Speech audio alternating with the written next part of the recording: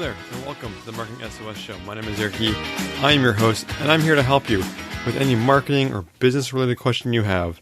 That's what the show is about. People in the audience email me with their questions, where they need help, where they just need a sounding board, whether you're a student, a seasoned marketer, a small business owner. When it comes to the field of marketing, I'm here to help. And today's show is kind of like a mirror episode from episode 37, where we had someone who's a freelance marketer who is looking to get back into more of a corporate role. No more freelancing, more of a steady 9 to 5. And they were asking about flexibility, how to approach flexibility with their new employer. And in today's episode, we're hearing from David, who almost has the exact opposite scenario. David is a seasoned corporate marketer who's looking to get into freelancing and wondering how to price his own services. Now, I think this is something that, I've struggled with in the past. How do you price yourself? How do you price your services? Because you don't want to scare people away with too high of a price. Because you're not going to get any work otherwise, right? You don't want to turn away work. Well, maybe you just need to sometimes. And I'll dive more into that and about David in just one second when we get to his question. But I want to speak to the rest of the audience. So something to keep in mind in this episode is, how do you value your time and how do you value your work? Now, it's one thing to do work that you love and that you would do it for free. But if that's not the case, how do you price yourself and how do you figure out if what you're being compensated with is right for you? So let's hear from David and get to his question right after this.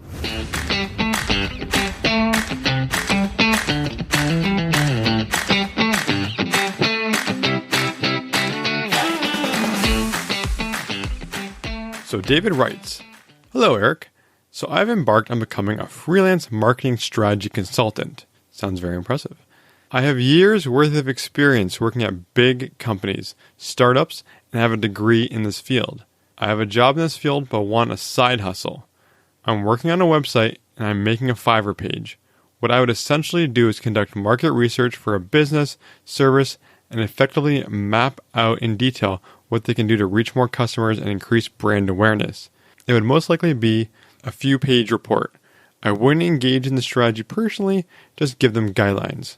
I'm curious what you think would be a reasonable starting price. Any answer is appreciated."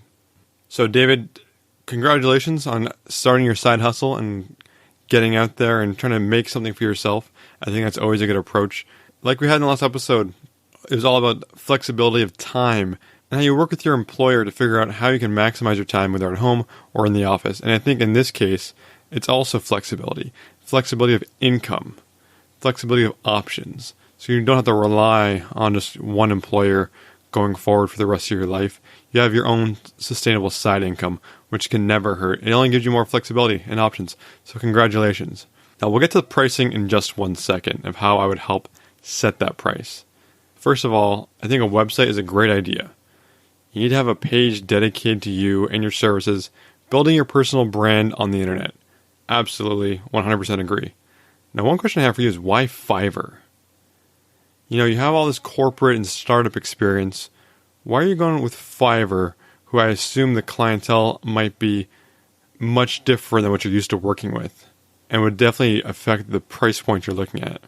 With Fiverr, you're definitely going to be looking at clients interested in a lower price point compared to the corporate work you're probably used to doing. How about your network? Your LinkedIn network, your personal network. How connected are you?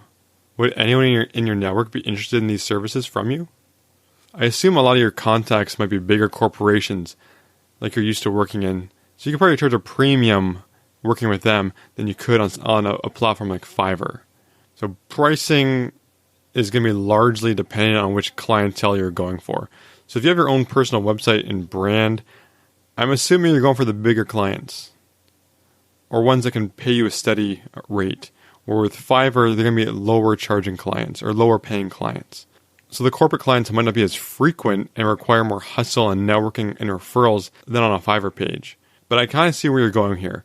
You're trying to get to these marketplaces to establish that sustainable, regularly recurring side income, where with going after the big corporations, it might require more hustle and you won't be able to get a regular paycheck at first. So I can see where you're going, and what I would do is I would do both. I would totally do both of them up until the point where one of them, probably Fiverr, isn't sustainable anymore. So build your personal brand and services and website and perhaps operate on Fiverr under a different name so you do not dilute or cheapen your brand image with your large corporate clients. That way you can offer your premium services on one hand and your cheap services on the other, and no one will be any the wiser. You're still delivering the same services to two different groups. On Fiverr, for pricing, do research and figure out what other competing services are like and what they charge. Remember that Fiverr is a marketplace.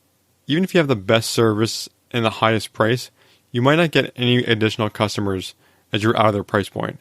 So lots of different customers go on Fiverr, so you're going to be looking at different clientele. So just because you're priced higher and you have the best service doesn't mean you're going to get the clients. That might not be what the clientele's looking for. So you might not get as frequent clients, but it's good to at least see what the marketplace can bear right now. So after you've done your research on Fiverr and what pricing is like and what services are offered, tailor your offers and pricing accordingly and adjust as you go based on what your customer flow and response rate looks like. Price your services based on what you think your time is worth. This is important. I think everyone undervalues what their time is worth. Like if I said, would you sit in a car dealership waiting line for $5 an hour, $10 an hour, $20 an hour, $50 an hour? There's going to be a point when you would not wait any longer. What's the value of your time? Would you do something for $5, $10, $50? At what point is it worth your time to do something? Or at what point is it worth your time to avoid doing something else? Would you pay $50 an hour to avoid doing something like sitting in that car dealership line? So think about your time. Think about how much you're worth. Look at what you're currently making and figure out what your hourly rate is. At the very least, that's your bare minimum rate that you should be going with. What's the hourly rate you need to survive? What is the hourly rate that will facilitate the lifestyle you want? Get all your bills and variable expenses together to figure out how much money you need to survive annually. Then figure out what your expenses will be like for the lifestyle you want annually as well. Factor in items that you no longer have access to if you were to go full-time with the freelance, such as health insurance, dental, 401k, which is like pension contributions, etc. Calculate all this back from the annual figure to figure out what your hourly rate should be. Then look at how long this research and composing the document should take for one single client. Can you offer tiers of this service that give you different price points or different levels of service? Plan your price point based on if you were doing this full time, what the rate would be for that lifestyle you want. Now plan a second higher rate based on not having enough clients to support a full-time workload or that part-time workload that you're searching for. What number do you need to charge to survive or to hit that lifestyle benchmark? That way you at least have two different figures, your bottom and your ideal rate, that you can kind of play in between if you have to. Now, aside from just Fiverr, you should look at other marketplaces like Upwork and expand where you can get clients from to really maximize your client pool. You can change your pricing between marketplaces or tailor your services to different audiences as well.